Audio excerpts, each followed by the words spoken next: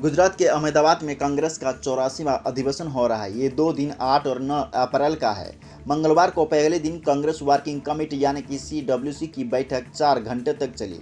आज दूसरे दिन साबरमती रिवर फ्रंट पर मुख्य अधिवेशन हो रहा है, जिसमें देश भर से 1700 से अधिक कांग्रेस कमेटी के प्रतिनिधि भाग ले रहे हैं। अधिवेशन में कांग्रेस अध्यक्ष मल्लिकार्जुन खड़गे, सोनिया गांधी और राहुल गांधी मौजूद है, लेकिन प्रियंका गांधी नहीं पहुंची है। खड़गे ने ईवीएम पर सवाल उठाते हुए कहा कि सरकार ने ऐसे तकनीक बनाई है जिससे उन्हें फायदा हो और विपक्ष को नुकसान। उनका सुझाव है कि चुनाव बैलेट पेपर से होना चाहिए, ईवीएम से नहीं। उन्होंने कहा कि महाराष्ट्र की चुनाव भी धोखे से जीता है। महाराष्ट्र में 150 सीट लड़कर 138 सीट पर जीत हासिल की गई, जो 90% की जीत है। पूरी दुनिया के विकसित देश ईवीएम को छोड़कर बैलेट पेपर की तरफ चल गए। कहीं भी दुनिया में ईवीएम्स नहीं है, सिर्फ भारत में है। इसीलिए विकसित देश भी बैलेट पेपर में, लेकिन हम ईवीएम पे चल रहे हैं। ये सब फ्रॉड है, मैं ये कहूंगा, लेकिन वो लोग प्रूव करो। अरे आपने ऐसे टेक्निक बना लिए हैं कि जिससे आपको फायदा हो, अपोजिशन पार्टी को नुकसान हो। ऐसे टेक्नोलॉजी बनाकर अगर हमको हराना चाहते हैं तो आज नहीं कल इस देश के नौजवान उठेंगे और आपको हाथ पकड़ के ये कहेंगे हमको बैलेट पेपर होना चाहिए, ईवीएम नको।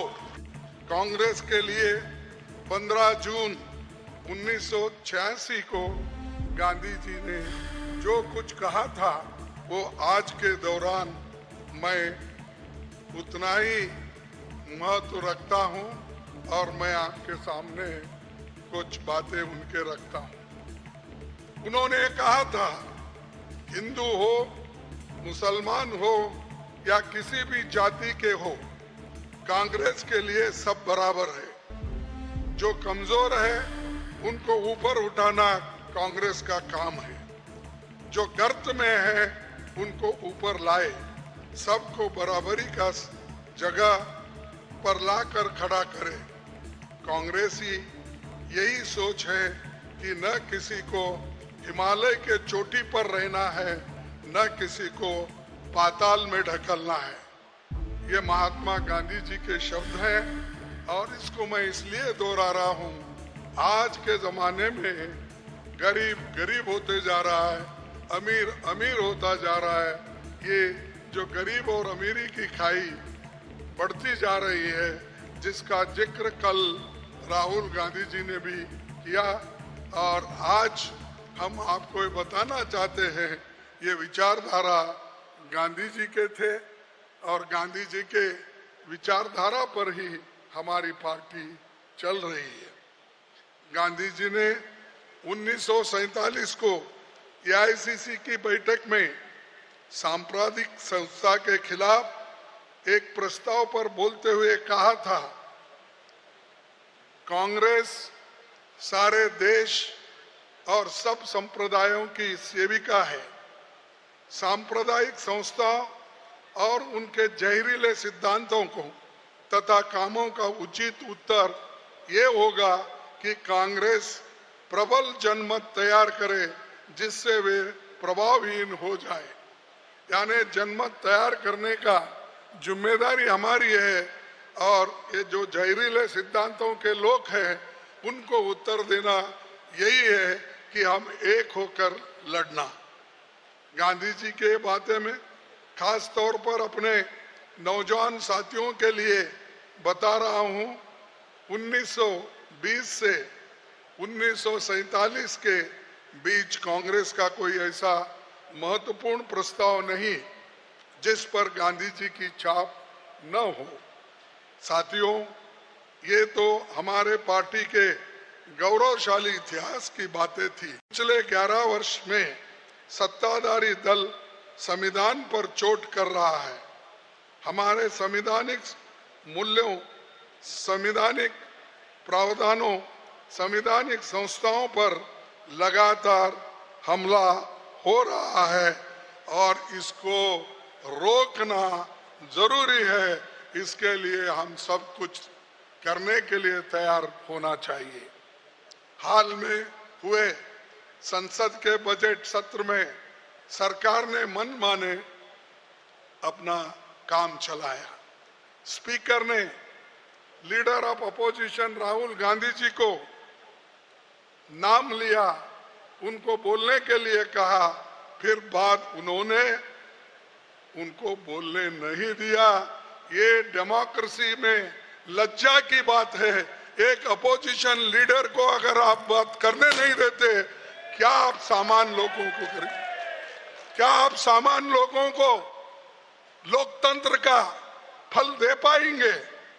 लोगों की आवाज को उठाने वाले एलओपी जिनके आवाज को दबाया जाता है, तो इसके ऊपर से सोचिए कि आज की सरकार किस मानसिकता के साथ चल रही है।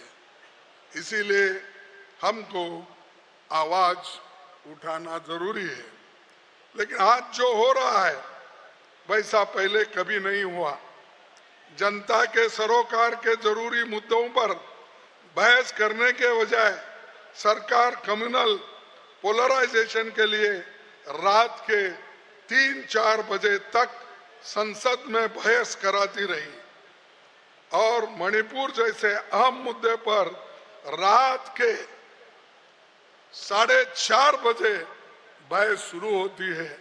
मैंने कहा शाह जी को, अरे भाई ये कल बात करेंगे, क्योंकि इन मुद्दों पे हमको कुछ रोशनी डालना है, समझाना है और देश के लोगों को भी ये मालूम होना है मणिपुर का इंसिडेंट कैसा चल रहा है, वहां पर किस तरह की गवर्नेंस चल रही है।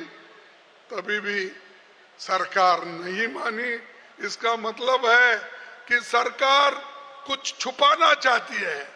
जनता से छुपाकर उनके जो फेल्यूअर्स है उसको वो एक ढंग से उसको छुपाकर रखना चाहती है। तो इसीलिए रात के 5 बजे तक पार्लियामेंट चली। तो इससे सोचिए वो कितने गंभीरता से विषय को लेते हैं। अरे कोई सो रहा है, कोई बैठा हुआ है और कोई देख रहा है इधर उधर। ऐसे वक्त वो बिल आती है, जो बिल महत्वपूर्ण है लोकतंत्र में। ये रवैया सरकार का है। इसीलिए मैं कहूंगा लोकतंत्र को खत्म किया जा रहा है आहिस्ता आहिस्ता आहिस्ता। जम्मू कश्मीर विधानसभा में तीसरे दिन यानी बुधवार को वक्फ संशोधन अधिनियम पर चर्चा की मांग की गई और जमकर हंगामा हुआ। इस बीच बीजेपी विधायकों और आम आदमी पार्टी के एकमात्र विधायक महराज मालिक के बीच तीखी नाक-झोंक देखने को मिली है। साथ ही साथ मालिक ने पीडीपी पर गद्दारी करने का आरोप भी लगाया है। हंगामा के चलते सदन की कार्रवाई 3 घंटे के लिए स्थगित कर दी गई। विधानसभा के अंदर आप विधायक महराज मालिक ने पीडीपी नेता वहीद पारा से कहा कि तुमने बीजेपी के साथ मिलकर गद्दारी की है। मावड़ा क्या जरूरत है? एसएसपी को जब बोला कहता आपको तमीज नहीं है। वो कौन होता मुझे अरे उसका काम गेट के बाहर है, वो मुझे बताएगा। एसएसपी का कौन? तो हुआ क्या बोला एसएसपी? अरे आपने नहीं देखा बाहर? अरे बाहर का तमाशा देखो बाहर। तो अभी आप क्या कह रहे थे? ये वही पर को क्या कह रहे हैं? वही पर साहब को भी आप कुछ कह रहे हैं? कोई बात नहीं। नए वक्फ कानून पर पश्चिम बंगाल के मुख्यमंत्री ममता बनर्जी ने मंगलवार को कहा है कि ये कानून पश्चिम बंगाल में लागू नहीं किया जाएगा। उन्होंने कहा है कि सभी समुदायों को सुरक्षा प्रदान करना हमारा कर्तव्य है। मैं अल्पसंख्यक समुदायों से अपील करती हूं कि वे राजनीति के उस्कावा में ना आए। ममता ने आगे कहा कि जब तक बंगाल में ममता दीदी हैं, आपकी संपत्ति की रक्षा करेगी। अगर हम साथ हैं तो हम सब कुछ जीत सकते हैं और दुनिया को भी जीत सकते हैं। आइए दुनिया को ये संदेश दें। यही हमारा हिंदुस्तान है जिसका परंपरा है सब राज्य में एक लैंग्वेज होता है, रीजनल लैंग्वेज। एक खाना होता है, एक वेशभूषा होता है, एक परंपरा होता है, एक ट्रेडिशन होता है, लेकिन हम लोग और ट्रेडिशन को मानते हैं, सब ट्रेडिशन को हम लोग मानते हैं। इसी के लिए मैं जब परेशनाथ मंदिर में गया था तो वो लोगों ने मेरे को विनती किया था कि हमारा इधर में बहुत सारे पानी जम जाता है, हमको बहुत प्रॉब्लम होता है। मैं 7 दिन का अंदर उसको कर दिया था। ऐसे हमारा इधर में जितना भी धर्म है, चाहे हिंदू हो, चाहे सिख हो, चाहे जैन हो, चाहे पंजाबी हो, चाहे मुस्लिम हो, चाहे क्रिश्चियनी हो, चाहे बुद्धिस्ट हो, चाहे जाहिर खान हो, चाहे मजीद खान हो, चाहे पंचानन राजवंशी हो, चाहे कमतापुरी हो, चाहे तपसिली हो, चाहे आदिवासी हो, चाहे भाई हो, चाहे बहन हो, चाहे इंडस्ट्री हो, चाहे किसान हो, चाहे संगीत प्रेमी हो, चाहे फिल्म वर्ल्ड हो, चाहे कल्चरल एक्टिविटीज हो, संस्कृति हो, सबको लिए हम लोग को प्रेम और प्रेरणा हम लोगों ने छोटा से सीखा है। आपने जब कहते हैं खबर उत्तर प्रदेश की कानपुर से। कानपुर पुलिस ने एक सफल ऑपरेशन के तहत बारादेवी मेले में मोबाइल चोरी करने वाले 3 साथी चोरों को गिरफ्तार किया है। ये चोर इरशाद, सचिन और दानिश है और उनके खिलाफ कई थाने में गंभीर धाराओं में मुकदमे दर्ज है। पुलिस ने उनके पास से 7 चोरी के मोबाइल फोन और 1500 रुपये बरामद किए हैं। देखिए, अपराध और अपराधियों के खिलाफ हमारा अभियान लगातार जारी है। इधर विगत दिनों में बराह देवी मंदिर पे कुछ मोबाइल चोरी की घटनाएं जो वहाँ श्रद्धालु आ रहे थे उनके पास से हुई थी। इसमें FIR भी दर्ज हुई थी।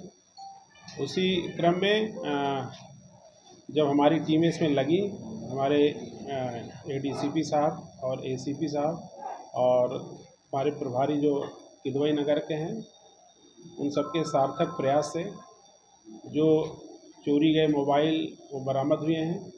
और इसमें एक इनका पूरा गैंग है जो आसपास के थाना क्षेत्रों में मोबाइल छिनैती का भी कार्य करता है और भीड़ भाड़ का फ़ायदा उठा करके मोबाइल चोरी का भी कार्य करता है।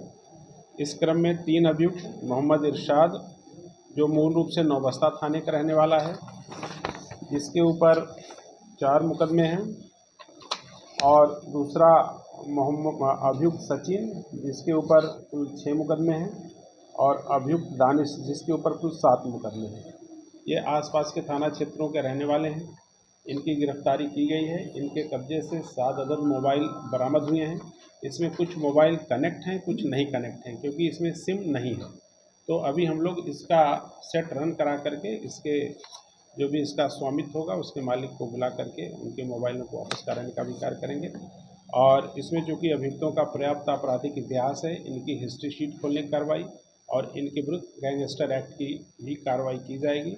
आज इनको जेल भेजा जा रहा है और इसमें प्रभावी पैरवी करके इसमें जो भी इसमें इनके खिलाफ जो FIR दर्ज है उसमें चार्जशीट लगाते हुए इनको सजा कराने का भी कार्य किया जाएगा। ठीक भैया, ये हो गया? नहीं, अभी इनके गैंग में कुछ और सदस्य हैं, लेकिन अभी फिलहाल हमें 3 गैंग इनके सदस्य अभी इनके मिले हैं। हाँ, इनके नहीं, गैंग अन्य गैंग भी हैं, लेकिन ये गैंग भी चोरी करता रहा मेले में। इसके ऊपर चूँकि चोरी के और भी मुकदमे पूर्व से दर्ज हैं। ठीक है।